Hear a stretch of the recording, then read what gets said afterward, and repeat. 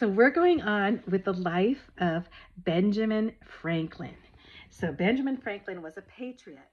We're supposed to do a biography, or read a biography and give a report, and so you can do that. But I want to go over the life of Benjamin Franklin and things that I didn't know about him. And because we know, I mean, you go to the Ben Franklin store, right? So many things are named after him, and we know in our history he was a great patriot, and possibly one of the greatest patriots. So when you look, he's definitely um, American, right? So let's talk about Benjamin. We went up to, he's up to like 16 years old. That's all the further I got in his life, but we're going to speed up a little bit. But that he's homeless.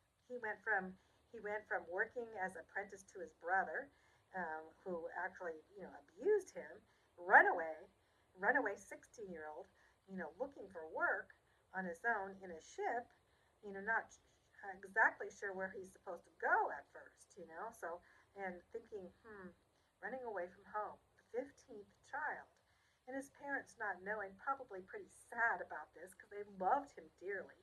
And having a Christian upbringing too, you could imagine thinking, but in those days it was hard to find anybody, and to find especially when considered a 16-year-old runaway. So a lot of times 16-year-olds they weren't considered runaways; they were just on their own. And so, anyway, we got Benjamin, and he's on the boat, and he's coming through, and he was given a Dutchman gave him his book of Pilgrim's Progress, a drunk Dutchman, in fact.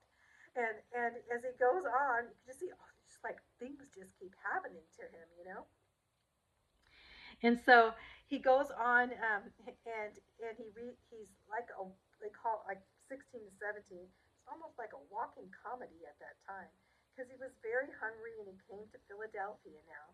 So he's in Philadelphia. And Philadelphia is totally different from Boston because there's tons of Quakers there, and Quakers were quite a different type of culture, had quite a different culture than the Puritan religion cultures.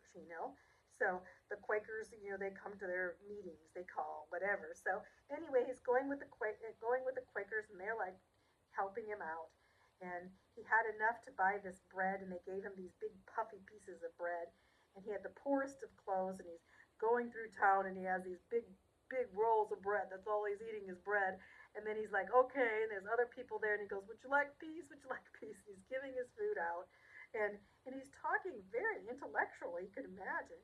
And he looks in the midst of all this, where he's at, he goes to this. It's called the Crooked Billet. It's kind of where people go and meet for like to eat. I'm not really a bar, but more of a tavern. And so he goes and he looks and he looks and he sees this girl, and she's looking at him like, what are you, like a homeless guy or what? But she thought him quite interesting. Her name was Miss Deborah Reed, and later on she would marry this homeless kid. She was about the same, but she watched him as he walked through, thinking, oh, he slept. He came to the church, the Quaker church, and he just said, "Do you mind if I just take a nap here?" And so while they were having services, he slept through the service because he was so tired. And then asked if he could just sleep there, and so they let him do that. You can imagine.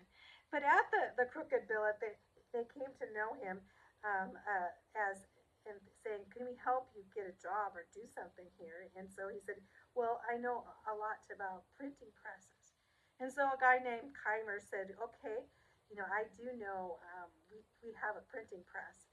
Actually, he was referred to Keimer, and Keimer took him and said, "Okay, what do you know about the printing press?" Thinking to hire him, and he thinks, what can this kid do? He doesn't know anything about the printing press. Guess what? He knew everything about the printing press, and he fixed it. And he could actually assemble a printing press, and they think, he can do a lot more than even those that worked in the printing press. He did above and beyond. And so he went from let's see, printing press job to printing press job, and we could go on to that.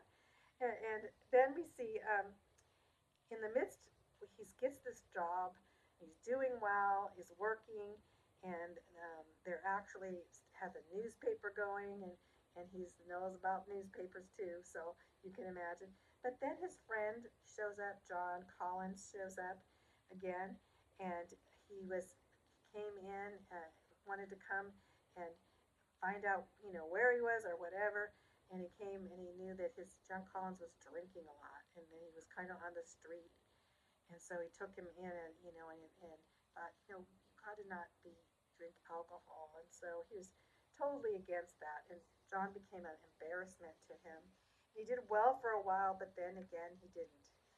So um, and and in fact, John Collins was with him, and he was in. Benjamin got with his friends, and he had some friends, and they were doing rowing. They were rowing, and so John was drinking, and he got in there, and he fell out. And he had to save him, and he didn't want to. He tried to get Benjamin's like, "You're really embarrassment," really embarrassed him, and so he kept saying, and he went. So you could see Benjamin was totally against um, alcohol, and seeing how it affected John Collins, and later on he'll see his other friends too. So that's one thing. Some people, I saw a movie, and they said they had Benjamin Franklin in France, and he was drinking and stuff, and carousing with the French people. No. So whenever you see that, he was very much called the water drinker, because he loved to drink water. So going on here, let's get through this. There's a lot in the book that goes on about his printing business, and but during the midst, not his, working in the printing business, not his business. But anyway, um, there was a captain. His name was Captain Holmes, and Captain was his brother-in-law. His had married one of his older sisters, and so Captain Holmes heard, as he was captain sailor, heard about a young printer guy, a young man that was printing in Philadelphia, that was doing so well, even in printing and in the newspaper business and everything, and he heard about him. And he thought, wonder if that's Benjamin, because he knew that Benjamin was gone, and Benjamin was his sister's youngest brother. And so he wrote and to find out, and Benjamin thought, oh dear, um, my my brother-in-law, my sister's husband knows I'm here. And so he wrote a letter to him, because basically Captain Holmes was going to come and take him and bring him home. And so he wrote. So Benjamin wrote this letter, and the letter was so sweet. And it said what happened, that how his harsh treatment of his brother James. His brother James had this violent temper, his lashings and his beatings, and these things he went through, and how he left. And it was a very sweet letter, though, written in such a way that when the captain got it, he just had tears in his eyes. And he said, I cannot believe this. And he was mad. He told his wife, who was Benjamin's sister, we need to help your brother. This is ridiculous. And so, but Captain Holmes was a really strong man to be having tears at his letter. In the midst time, he was Captain. There was a governor sitting there, and he said, "What are you reading here?" And he read him the letter, and the governor said, "I want to talk to this kid too." So he became known through this letter that he wrote about why he was a runaway. So from that point, the governor actually came to give him work too. So the governor came, and he met the governor. He actually met two governors, because when they met him, he was so intelligent and so clever, they couldn't believe that he was so young, So, but anyway, the governor put together that he should go back and see his parents, because his parents were probably very upset, that he had left. And so he decided that he would go back to meet his father. So on the way back, they put him on the vessel again. The vessel was leaking again, and Benjamin again became a hero on board. You know, he always wanted to be a sailor, and so he loved that. And so he got on when everybody else was getting sick and the storm was coming and everything. He was taking care of everyone. Everyone loves Benjamin. That's what they said on board. Everyone loves Benjamin. Surprise! He finally gets home. And his he's so excited. He's so glad to see him. And his mother runs to him and throws her arms around him. And she's weeping and crying. It's Benjamin, Benjamin. And she goes, my heart has been broken with grief. We thought you were dead, and grieving and coming in. And then seeing, basically, they had saw the letter about James, and they said they were grieved about James and said he will not do anything to you. And they were mad at what as James how he had treated Benjamin. But Benjamin's heart did not want to stay there. Benjamin wanted to go back to Philadelphia. He came there, and his brother, the memories of his brother being angry at the cause, he really wasn't wild about staying in Boston, of course. And then, of course, that's the whole case about John Collins. Wanted to go back with him again, going back with him, and he kind of followed Benjamin around. And Benjamin basically said, you need to discard anything to do with alcohol, not drink. And and we find that John Collins, in the midst of those, actually left, and we're not sure what happened to John Collins, but Benjamin's heart was to help alcoholics.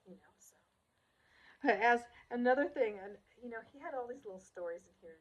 I can't go through them all, but one of them I just really liked is that he was Dr. Mather was a friend of his and says, "Come through here. I want to show you how to get through this whole area and stuff. There's a narrow passage. You want to come in here, and then I'm going to show you. He's going to show you exactly where he could actually find more work." But as he's going through, the doctor was shorter, and there was a narrow passage, and Benjamin was a little bit taller, and he bumped his head, and Benjamin remembers him saying, "Stoop, stoop, stoop," And later on, he said that he would say, "Sometimes I've carried my head a little too high."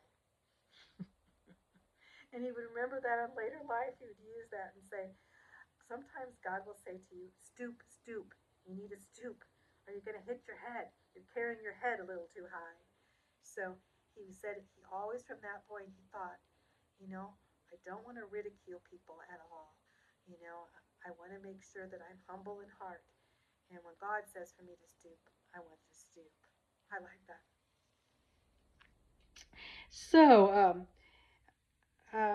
anyway, the story goes on a little bit more about John Collins in New York, and as they went from New York, he met, even with John Collins there and trying to take care of him, he met the governor of New York then, and the governor of New York wanted to see him, and the governor of New York wanted to give him more books to read, and so every place he went, people were giving him books to read. You can imagine that. So, but through all these books, reading too many books, maybe Benjamin started losing his respect, for religion in itself. And he went, and Governor Keith said, he wanted him to go to England at that time, in the midst, and he was very trusting, and giving him books to read, thinking, but the governor was not totally honest with him, and said, "We're going to send you there." It turned to be a scam that he was sending him on, and later on, Benjamin would say, "Well, wow, you can't really trust people, can you? Not even the governor." So governors at that time weren't American governors; they were British governors, and so this gave Benjamin this sick feeling about England and those British governors that came here to rule in the colonies. They had hearts for England, but not for America. And a lot of times they were connivers and such. And that's what he found. Of course, we know later on Benjamin Franklin would stand up for American rights and liberties against those so called English governors. So, later on, he did go to England, and then he got to England, and then the governor would not even support him. The governor said, "I'm sending you there because I'm going to get you this printing press and printing job, and you're going to come back and you're going to have this big job in the newspaper and all these things." Didn't do anything, just left him and abandoned him. So he was abandoned again, almost homeless in England, in London of all places. So another And so he had basically in the midst, this scheme to England. His friend, he had a friend actually that came with him, another friend named Ralph. Ralph, his friend, said, "Well, I would like to go to England with you." So, and he was in basically Ralph was one in his literary club that he had read a lot of books and stuff, and they got together to just discuss the club, of the literary club of reading books. And so his friend Ralph said, I need to go to England with you." So um, as he went back, because he was actually in Philadelphia. So Ralph was in Philadelphia, and Ralph wanted to go back with him. But as he went back to Philadelphia, he had realized he had fallen in love with this girl that he had seen when he first got there, when he was like homeless. This girl that loved him and loved to talk to him and thought he was so interesting. Her name was Deborah Reed. He had fallen in love, so he thought, I'm going to go to London. This is before he left to go to London. I'm going to London, um, but I want to be engaged to her, so I'll come back. So he went to her mother and said, "I would like to marry your daughter." And she goes, "Ah, you guys are too young. We're talking he's 18 years old. You guys are too young." She said, "No, I'm not going to let you. You know, um, you know, you are going to have to leave the bird in the bush," she said. And she thought, "I really don't want my daughter marrying you," is what she was saying. And so she didn't give him permission, so he couldn't get engaged. So he thought, well, indeed, he told her, he said, "Deborah, I'll come back. I'll be back." And she said, "Oh, I hope you do." And it's really hard to write letters or anything. So Deborah wouldn't hear from him for quite a while. So here is in England, this whole English scheme, where he became homeless, and Ralph decided, and Ralph became another problem. So he already been, in this scheme of the governor's scheme. He'd been again taken advantage of, again homeless. So he went to work, and he finally found a job to work in printing there. And the English people were like, "Wow, this kid, he's really smart. He can even do anything, printing." And they didn't know he was like a newspaper writer too, and all these things. But Ralph there, he was found out that his friend Ralph had actually, you know, had a wife, had married, an American lady, and had a baby, and decided that he didn't want to be married to her, and so he had left and came to, London. He was running away from his wife and his child, for goodness sakes. And so he found these things, bad things about his friends, and thinking, "What? I didn't know you were running away from your wife and child." In fact, he went and got married again in London. So he was a polygamist. He was married to two women. And he thought, "Are you going to go get married to another woman or what?" And so he found out, here, my friends, one's alcoholic and the other's a polygamist, and what in the world? And Ralph deserted Benjamin and then came back and wanted money again and all these things. And so he looked, and then at the governors, and you can imagine Benjamin thinking, and his brother thinking, "Man, what else is going to happen?" Kind of like a Joseph figure in the Bible, right? That he's one trial to another trial. And so, but God was watching over him, and he always thought, "Well, I paid too dear for the whistle," was his saying. But in the midst of all, got involved in another printing company there in London. He was 19, extremely talented. He paid his room and board. It was at Palmer's Printing. And then they would let him go to this, where the bookstore was. And at the bookstore, he came in to read the books and stay there at any time. Then he said, "Can I give you money? Can I give you some money here to take a book home, and then I'll bring it back?" And so they started doing this program then, where he could actually pay for a book, go home and read it that night, and bring it back and get his money back. And they would do that. And they were doing this. So he was reading all of these books, and he was a fast reader, you can imagine. So on to reading the books that he read. And he started reading these books, and some of them, like I said, were not. They were very Enlightenment books. We're talking about the time of, before the French Revolution and such. And he had all these writers, and he started reading some of them, and some of them were not Christian based. That's for sure. And so he wrote a book called The Dissertation on Liberty, Necessity, and Pain. It's kind of a weird title. And he was kind of mocking religion a little bit. He was questioning God and again, thinking, man, God, are you there? Look at all this stuff I had to go through and all these people, you know. And then in the midst of us, he had spoken to someone and said, reading these books, you know what the Bible says? The Bible says a fool has said in his heart there's no God.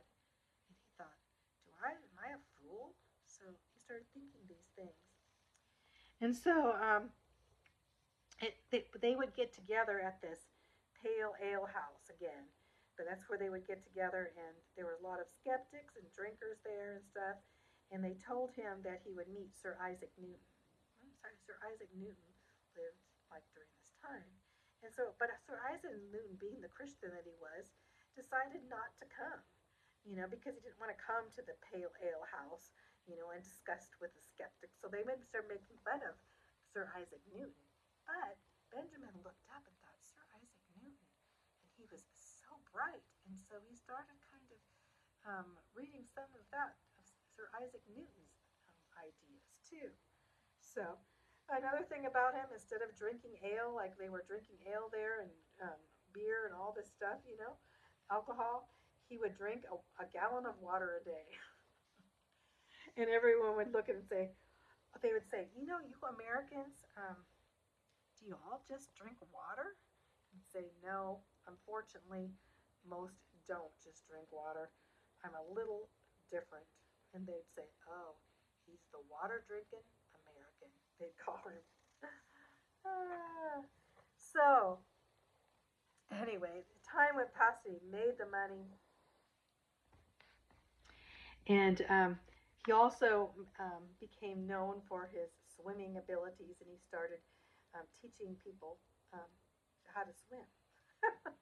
So he became a swim instructor because they saw that they saw that he could swim across. He swam 4 miles, and from Chelsea back to, and he did his swimming and put in his spin thing and all things. Benjamin in London, they're thinking he is an amazing swimmer. And so then they said, would you teach us how to swim? These guys didn't know how to swim. And so he would have over 2 pupils a day, and he'd teach them in a day how to swim, or 1 or 2 days how to swim. He'd teach them like 2 lessons, and he could teach you how to swim. He said, I could teach you how to swim in 2 lessons. Now, I don't know how he did that, but he was. And he was teaching a lot of people, English people, didn't know how to swim. So he became, can you believe, that Benjamin Franklin became a swim instructor? My goodness. And so, but then he started thinking about thoughts about Philadelphia, because he didn't write Deborah Reed, who he was going to get engaged. He didn't write her because he was embarrassed. Because when he got here, it wasn't the way he thought. He'd been involved, in a scam thing, and the governor had just left him homeless. So he was embarrassed. But no, he thought, I should go back and see her again. And so in the midtime, he decides to go back and into Philadelphia, and he had actually a friend that said, I'll pay for your journey, thinking he needed to go back to Philadelphia. So, he was 19 months in London, and it took 82 days on the Berkshire, was the boat he was on, 82 days to get back to America. In those 82 days, again, he just took over on the boat because he loved the boat, and even though the storms and everything, everyone knew Benjamin. It was quite a deal. He landed on October 11th, 1726, is when he landed. And so then he went back to where he was before, in Philadelphia. And he went to Keimer, and Keimer said, well, why did you even go with that stupid governor? Those governors, they don't, they've been kind of crooked and everything. So, but he gave his job back there at first, but he also wanted to go and see Miss Reed, Deborah Reed. so he went to her, and her mother said, "Oh my goodness, here's Benjamin. Oh dear." Because her mother had made her get married to this miserable fellow. And so she had been married, but she was only had been married for a few weeks because she found out this guy that she married that she thought was the mother thought was very wealthy to marry her daughter, and Deborah did not like him, but she married him. Found out that he was already married, and so they had it, basically annulled. And now poor Deborah Reed was very sad, that she had been married to this guy, and now she felt like she was just, nobody wanted to marry her now, so she was very sad. And here comes Benjamin. And so he met Deborah, and Deborah said, "Benjamin, so good to see you, but I'm really, really ashamed to meet you. Will you ever forgive me? I should have waited for you, but my mother, I had to marry this guy, and now I'm just forlorn." And she wasn't. And so Benjamin's like, "Ah, no, I, I love you." Mother had took the blame, said, "I shouldn't have had her marry him and all." And he wasn't around anymore. She was only married for a couple weeks, and now they found out that her marriage wasn't even a marriage. And so anyway, Benjamin was ashamed too. He said, "I am so sorry. This wouldn't happen if I would just wrote you letters. But I was ashamed too because when I got there, I was like homeless, and I had to make money to get home, and I couldn't write. I didn't want to tell you that." So they both had their shame, but they decided that they would be engaged and they would get married. And you'll find out that he did marry Miss Deborah Reed. So when Benjamin first got there, he had Mr. Denham became like his partner in business for a while, and both of them, and Mr. Denham, this guy was actually like his so much like his father figure because he was older, but they both got sick with pleurisy, and Benjamin almost died, and Mr. Denham died, and so this left the point that Benjamin didn't have the business that he thought. So he goes back through. He goes back to Keimer for a little while, and he's kind of figuring out what kind of business to go through. And you'll find out that in the midst of all this, he'll start going into the newspaper business with the printing business. And he took in a partnership with another guy who decided, to actually give Benjamin the business. And so each thing that he did, God just was with him. He joined this leather apron club, and this club was these guys would get skeptics would get together and talk about religion. But after all of this, Benjamin thought, you know, um, I don't know. I don't like this skeptical life so much, and he thought about it. And so he wrote up some things that really stood out in his life, and that he would be extremely frugal. He'd pay everything back that he owed. He would never owe anybody. He'd always speak truth. There'd be no exceptions. That he would be very industrious in everything he did. He'd do with all of his heart, you know, and he would speak ill of no man. He would always speak good of everyone and never speak bad of anyone.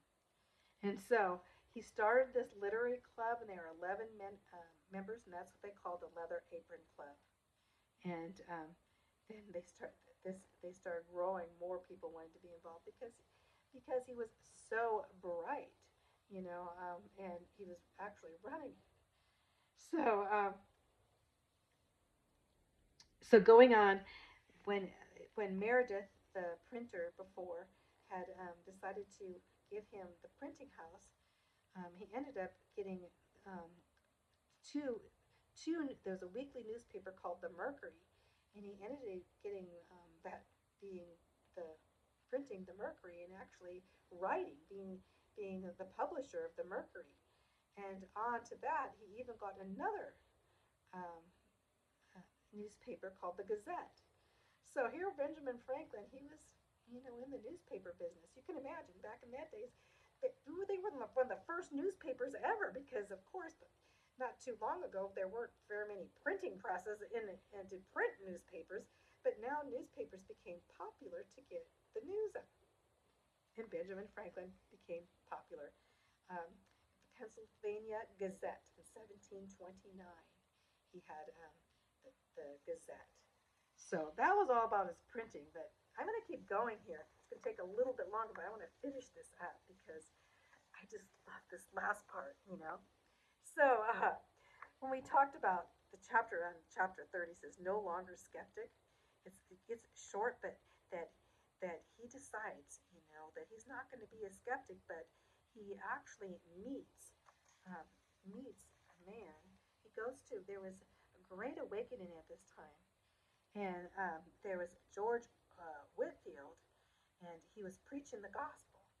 And so he had heard the gospel and he had made a commitment. So he went to his sermon and he said, at the sermon, I was so astonished with the sermon. I wanted to give all that I had and all the money that I had. I emptied my pockets and gave it to George Whitfield. And I said, do what you want. And he said, I gave my heart to the Lord Jesus Christ. He was born again, like really, really no longer a skeptic. You can imagine that. So from 1725 to 1730, he calls that his kind of skeptical lifetime. But after that time, he was no longer a skeptic. So he wrote the Articles of Faith. Then he wrote a lot of things about being a Christian, being born again. He wrote about temperance, temperance, not drinking alcohol all the time. He wrote about avoiding being silent when you should be silent, avoiding arguments and stuff. Order, taking order in all of its place. Frugality, to do good, not to waste your time. Resolution, to perform what you ought to perform and what you say that you're going to do. Industry, to lose no time, always to be sincere in your heart. To be sincere, not be hurtful, be innocent. And, justice, always stand for justice. Moderation, to avoid extremes, and cleanliness and tranquility and chastity and humility. He wrote about all these things. He went on, going on, writing for Ventures and the United Party of one God, in three persons, providence, his worship and praise, and to do good, and the mortal soul, and these things Benjamin Franklin wrote. You can imagine. Huh. He said, except the Lord build the house, they that build labor in vain. And he said, never, never build a tower of Babel. He had really been reading the Bible then. So he did an epitaph for his own grave that said, the body of Benjamin Franklin, printer, he said,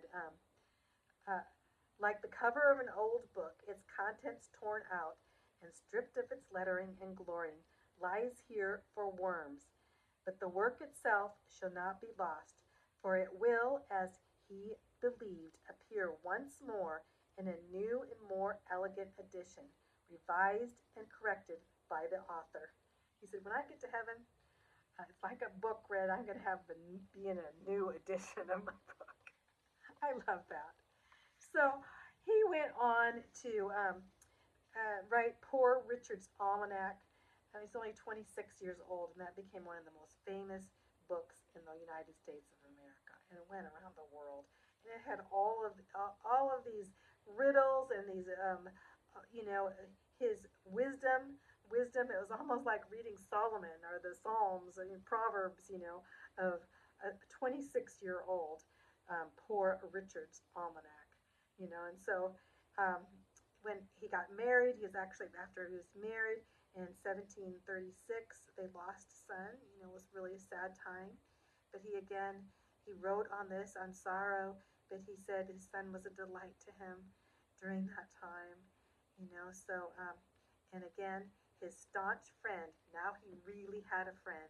Remember, all of his friends had been falling apart through all the printing, his brother, governors, and all these things that had happened and been taken advantage of many times.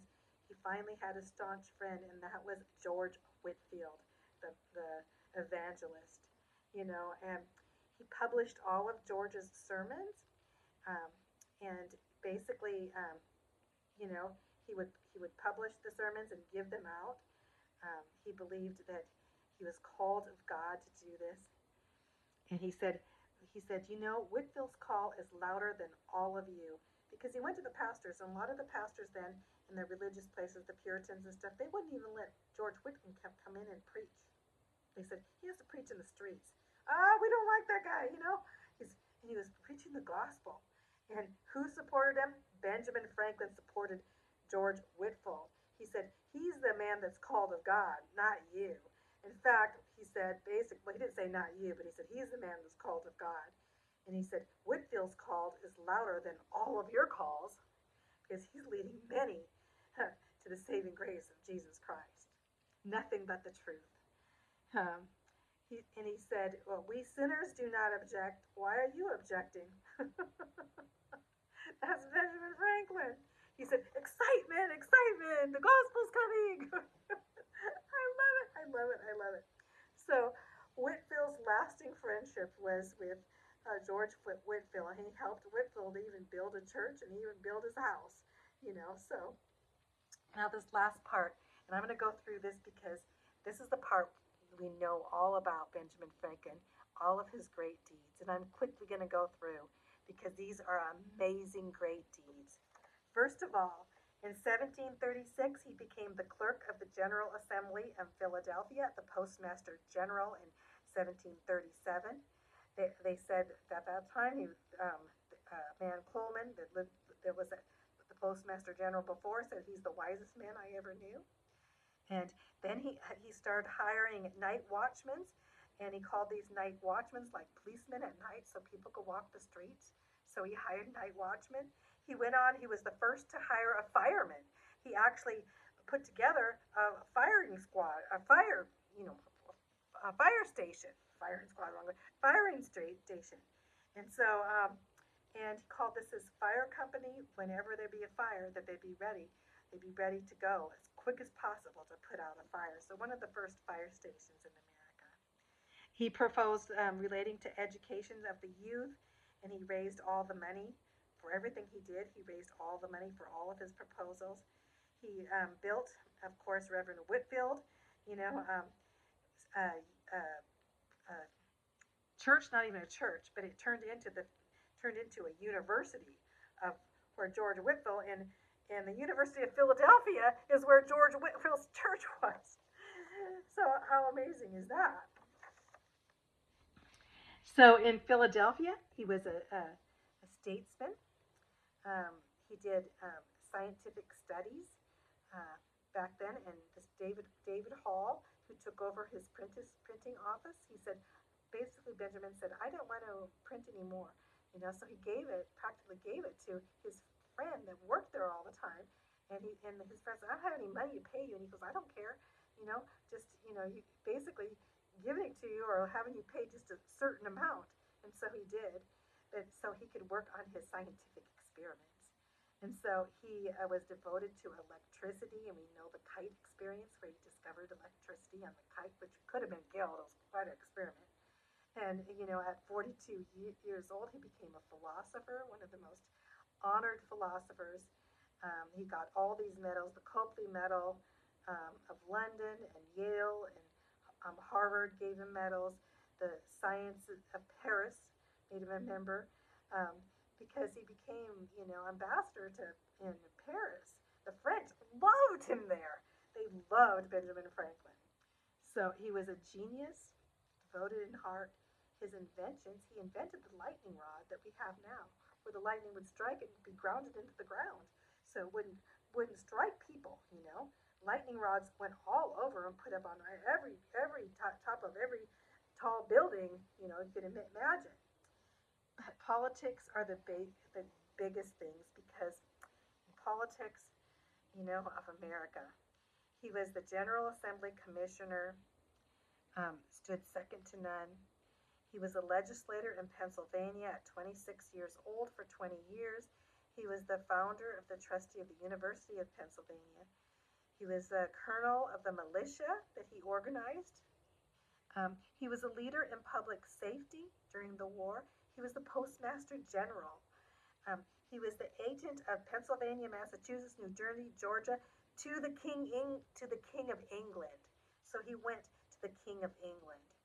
He ministered of the Court of England in 1764 to bring Americans at that time were going through all these atrocities of England, including, the Boston Port Bill, the Stamp Act, quartering, all these things in American history, and a lot of English. And so he went there to tell them, Americans were not going to tolerate these things, and that was Benjamin Franklin.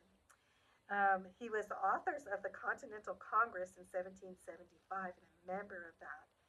He was a minister to France. You can imagine, know that, for many years. He was author for the first American treaty in 1778. He was one of five, to draft the Declaration of Independence. He and Thomas Jefferson were close. They knew each other well, and John Adams. So he was leader in the Revolutionary War. He was one of the framers of the Constitution of the United States. He was like Washington, close to George Washington, and he supported George Washington, loved George Washington. William Sherman said, "I never saw a man who was in every respect so perfectly agreeable to me. Some are able in one view, some take another view, but he in all." That's what he said about Franklin. He could never be coaxed nor frightened into submission. He was never in submission to the crown of England. So he basically said they will not find a rebellion. They may indeed make one. That's what he said about the Stamp Act as he went in. He said, we're going to shake off our shackles in America from the British control. December 17th, 1774, his wife died, and he was in France as he came home from France there, but he still was steadfastly doing the politics, standing up for America. During that 8-year war, to the surrender of Cornwallis, he was a supporter of the American Revolution. He was a patriot indeed. There was no American exerted greater influence in securing our independence than Benjamin Franklin. He was the originator of the Continental Congress in 1754. He put forth an Albany Congress that was a plan before the Congress even, and later they used all that he had written. So, or parts that he had written, not all, I should say. So statues have been set up for him in France, and in England he's a hero, in France he's a hero, in America he is one of the biggest heroes. He started the halls of learning, literary societies, towns took their names after him. April 17th, 1790, Benjamin Franklin expired. He went to heaven. He changed his location again to heaven. So his daughter was making up his bed, and he said, "Make up my bed very well today, because I'm going on a trip." Really, he was saying, "I'm going to heaven," which he did. She said, "Father, I hope not." He said, "I hope so," he says. So he wasn't young. We're talking in his 80s. I think he was 81 or something. Trying to think the exact dates, but you can look it up. And he said, "All the pains that I've had are for my good, and these are pains only a moment." And he said, "Comparison to the pleasures that I'm going to have in eternity." And then he smiled at the picture of Jesus, and he stared at Jesus, and he went to heaven to meet Jesus. He had a picture of Jesus right above his bed. But he also left one thing that he loved the most. He left he left was his crab tree walking stick with a gold head on the top with a liberty cap of liberty on it. He said, and this was his. He took every place, and this was like his prized possession, and he left it to George Washington. So he said, if I were a scepter, he said basically the one who has merited it the most would be George Washington. So Benjamin Franklin, philanthropist, scholar, philosopher, statesman, Boston printer boy. That was Benjamin Franklin. Isn't that great? I love that because we're going to see him in heaven. And that's a lot of people. And so when you see these movies and they see him, he's drinking or, he's carousing with women and stuff, he didn't do that. When we look to him and even the helping writing the Constitution and all that he did, he based everything on the Bible, and that he called for prayer when the Constitutional Convention was not getting along. He said, "Hey, you guys, you know what? During the war times, we prayed every morning. We need to pray every morning." But he would say, "We need to start our Congress, start our Constitution on the United States in prayer." And he did. And they all looked to him and said, "We're doing what Benjamin says."